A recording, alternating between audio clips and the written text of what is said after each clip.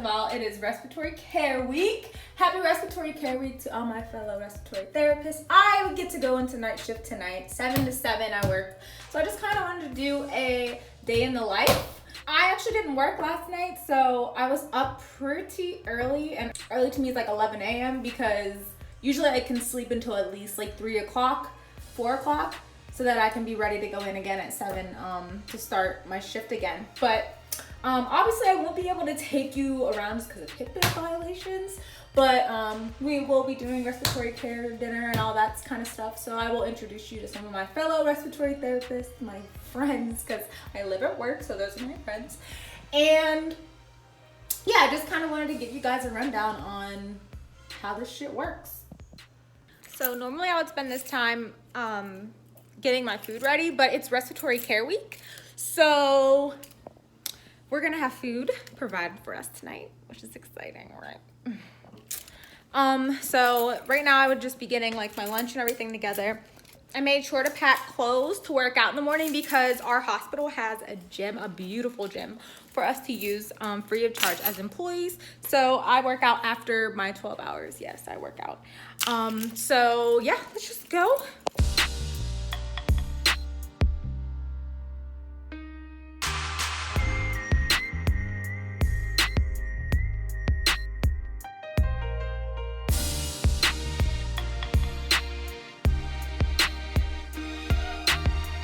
Okay guys, so it is now 5:14 a.m. and I just kind of wanted to walk you through my night because obviously doing a day in the life at a hospital is damn near impossible because of HIPAA violations and all that stuff. So when I got here, I literally got into report, and in the middle of report, a patient needed a respiratory therapist. They had an emergency situation. So before I even got to have a full report, I already was headed to, I literally found out I was in the unit in the ICU today and had to run down there quick and go and help the doctors and everyone.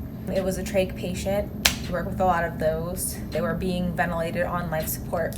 So a normal day, you come in, you get report from the RT that has the floor previous to you. You find that by looking on the assignment sheet.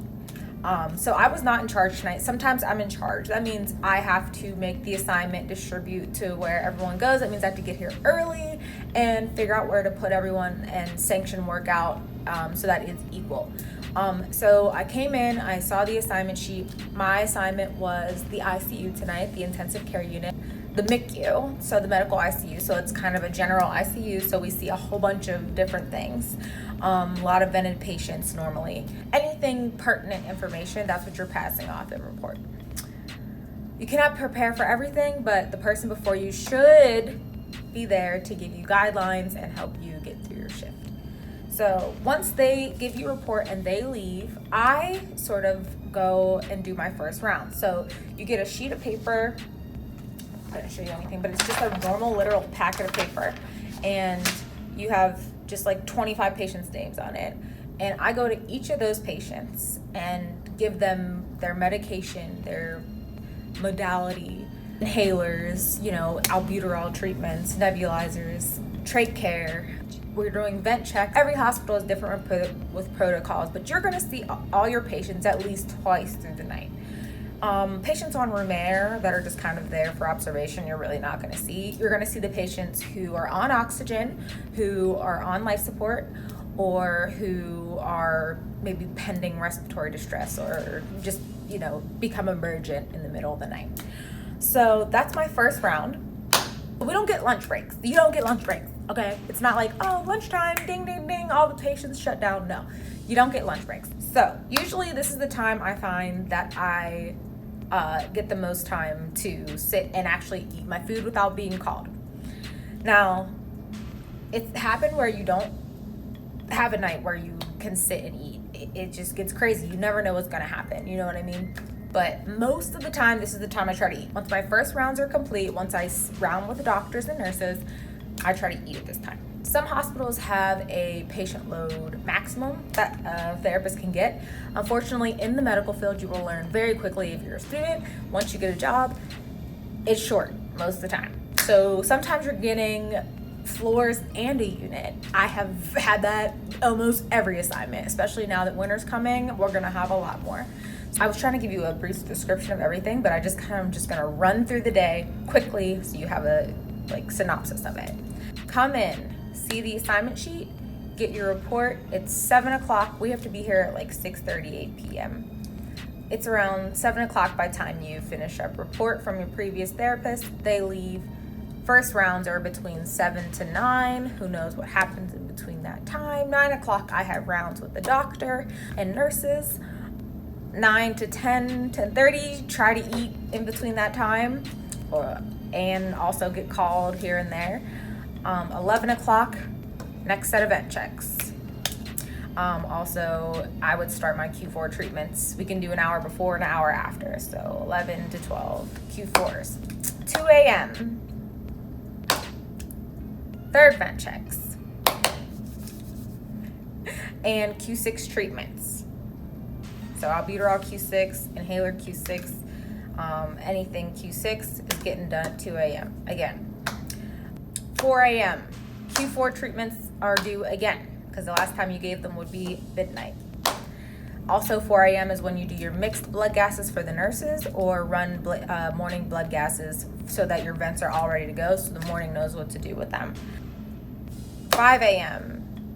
Q3 vent checks, your final check for the night. 6 to 7 a.m. I'm just kind of going through, making sure everything is stocked and full, because we change out nebulizers and things like that for the next round. Walking through my rounds and ICU, making sure everything's stocked and full for my next person that's coming on next. And then report. 6:45 a.m. is huddle time, so everyone's there all at once. Like I said, we clock in at 6:38. Everyone's ready in one room at 6:45. We do huddle, say all the important information for the entire house, how many vents we have, how many bypass we have, if we're short on any supplies, anything like that, that's huddle. Any events coming up, anything important coming up, JCO coming, anything like that, any changes on protocols, that is addressed during huddle every morning and before shift at night. And then you get to go home, and you guys will be able to follow me home. So right now it's 5, so I just finished up my Q4 treatments, my last round of ventilators, checks, putting people on spontaneous breathing trials. I checked my equipment and all of that, so all of that is done.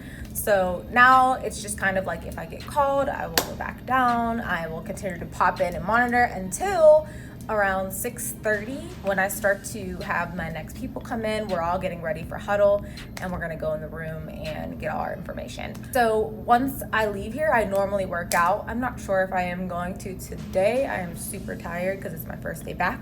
But normally here, we have a gym here, a really nice one. I usually work out after. So it's 5:30 in the morning.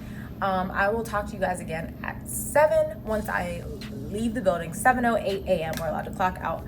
Once I leave the building, I'll talk to you guys again, and we'll figure out if Mickey works out or not.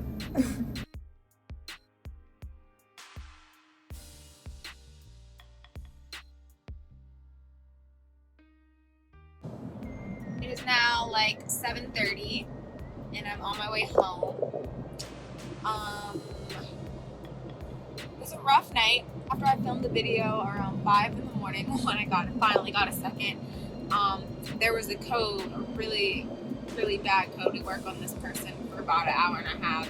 It's just another part of the job. Basically, during a code, you're assisting in intubation and airway management, verifying that the tube is in proper place, and then placing the patient on life support. So we did all that and worked on the person for about an hour and a half, and unfortunately they still didn't come back. So yeah, that's how I ended my night. It's now 7:30 in the morning. I'm gonna go home. I'm not even hungry because we had such a big dinner last night. It's weird, working nights, it's either I'm starving when I get off, or I'm fine, and then I'll stay up and just watch Netflix or whatever, just to kind of calm back down and get tired. Or I go home and I'm dead.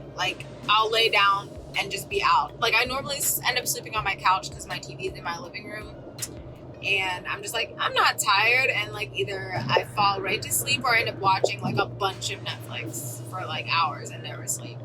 So I'm off tonight, but I go back tomorrow, so I still want to be on my night schedule, so I am going to try to get some sleep during the day today. If anyone wants to reach out to me, has any questions about becoming a respiratory therapist, if you're a student, if you have any questions about the board exams, I've also done travel assignments, so if you have questions about traveling or licensing, I will answer all those questions to the best of my ability. Respiratory therapy is like definitely puts you in the action. You're not a nurse. It's a completely different line of work. Even though people mistake us for them. Sometimes people don't even know what we are, but still doing what we do is really rewarding, and honestly, I really like my job. Love my career. Again, if anyone has any questions, reach out to me. Thank you for watching, and hopefully this kind of gave you a little more insight. I know I couldn't really like take you around, but hopefully me telling you what we do kind of helped. And I can go more in depth on procedures and stuff you guys want to ask, but I will see you guys in my next video. His number. I thought that was super creative. Obviously, don't have to do anything crazy like that, but I was like, oh, that was cute. Like, he got it, oh, that was cute. I mean, that's something, right? But yeah.